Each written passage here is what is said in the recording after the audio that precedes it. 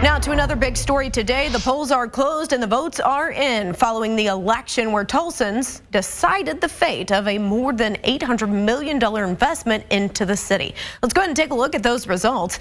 With all of the votes in now, all four Improve Our Tulsa propositions have passed. Proposition 1 for streets, bridges, and transportation passed with just about 69% of the votes. Proposition 2 for community facilities passed with 65.6% of the votes, so just about 66% there. On to Proposition 3 for public safety buildings. It passed with 65.7% yes votes, so 66%. And Proposition 4, temporary sales tax, passed with 61% of the votes. Fox 23's John Acebus has been following this for us tonight. He joins us live at an Improve Our Tulsa watch party at the Tulsa PAC. John, you talked with voters. What was it like there at that event tonight?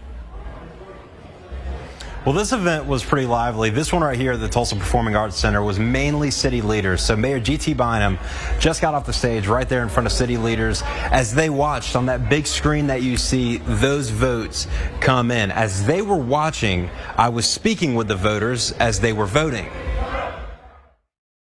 At All Souls Unitarian Church, voters voted. John Lowerson walked through the doors and voted for the renewal of the Improve Our Tulsa proposition. The community centers and, improving roads, those kinds of things, usually worthwhile. Don Burdick agreed. It's tax issues and some concepts for investing in the community, so I think everybody should think about that and cast their own opinion. More than $814 million in sales tax were on the line, nearly $300 million in streets and transportation, more than $270 million in city facilities, and more than $150 million on capital equipment, like the Tulsa Fire Department getting a newer fleet, not to mention nearly $100 million in housing. These smaller elections that we have such an impact on your daily life, on your kids' life, on your business, on your all the things that make Tulsa what it is. Tulsa County Election Board Secretary Gwen Freeman says this vote generally brings in far fewer people, but matters as much as any election.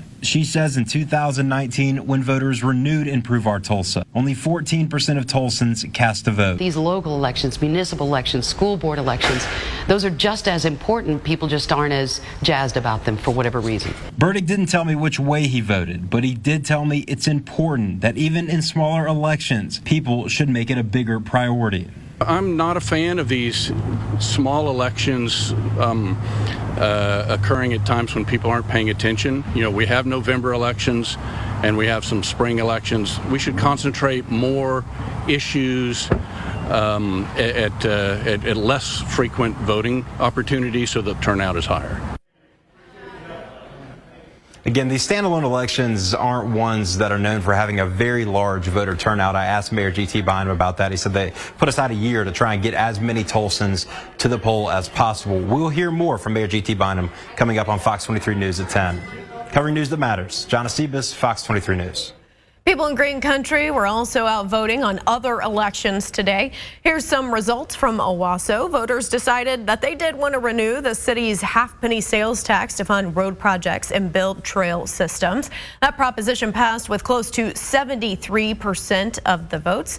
Meantime, in Catoosa, voters decided that they wanted to renew the city's contract with PSO. And also, they want to increase taxes on out-of-town hotel guests in order to better fund public safety there. Both of those propositions passed with roughly 70% of the votes.